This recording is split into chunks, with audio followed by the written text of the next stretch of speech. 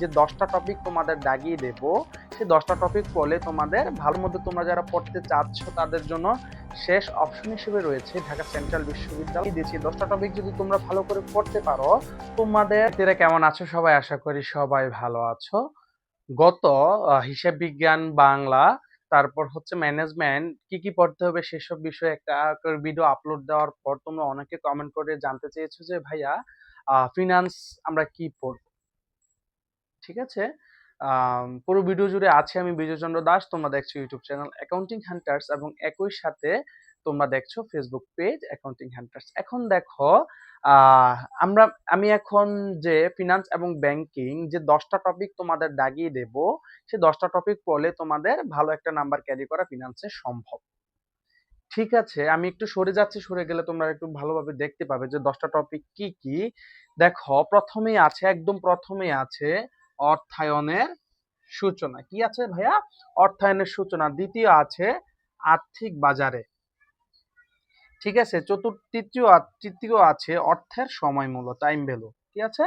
Time value. চতুর্থ আছে আর্থিক বিশ্লেষণ। কি আছে চতুর্থ হিসেবে? আছে আপনার আর্থিক বিশ্লেষণ। এবং পঞ্চম হিসেবে আছে স্বল্প ও মধ্যমেয়াদী অর্থায়ন। স্বল্প ও মধ্যমেয়াদী অর্থায়ন। ষষ্ঠ হিসেবে আছে দীর্ঘমেয়াদী অর্থায়ন। এবং সপ্তম হচ্ছে যে মূলধন বাজেটিং ও বিনিয়োগ সিদ্ধান্ত। ঠিক আছে, অষ্টম আছে ঝুঁকি ও মুনাফার হার। এবং নবমে আছে ব্যাংকিং ব্যবস্থা সম্পর্কে আলোচনা এবং দশম হচ্ছে যে বীমা সম্পর্কে মৌলিক আলোচনা। ওকে, এই যে 10টা টপিক তোমাদের আমি ফিনান্সে দাগিয়ে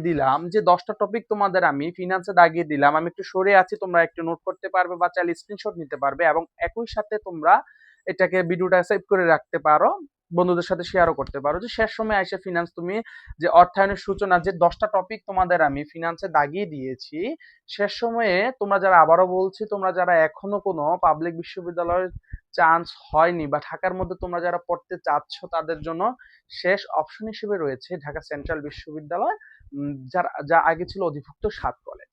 এই যে ফিনান্সের যে 10টা টপিক আমি দাগিয়ে দিয়েছি, আমি একটু সরে যাচ্ছি তাহলে তোমরা একটু সুন্দর করে দেখতে পাবে। যে 10টা টপিক তোমাদের আমি দাগিয়ে দিয়েছি, 10টা টপিক যদি তোমরা ঠিক পড়তে পারো, যে 10টা টপিক যদি তোমরা পড়তে পারো, স্ক্রিনশট নিয়ে নিও। হ্যাঁ, যে 10টা টপিক আমি তোমাদের দাগিয়ে দিয়েছি, 10টা টপিক যদি তোমরা ভালো করে পড়তে পারো, তোমরা যারা সিইউনিটে পরীক্ষা দিচ্ছ তাদের ভালো একটা মার্ক গেইন করা সম্ভব হবে। ভালো একটা মার্ক ক্যারি করে তোমরা কি করতে পারবে? দিতে পারবে।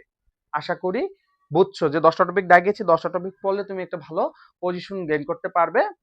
ঠিক আছে, ধন্যবাদ সবাইকে পুরো ভিডিও জুড়ে তোমরা যারা ছিলে। দেখা হচ্ছে পরবর্তী কোনো প্রশ্ন সলভিং ভিডিওতে বা অন্য অন্য কোনো একটা ক্লাসে। ধন্যবাদ সবাইকে।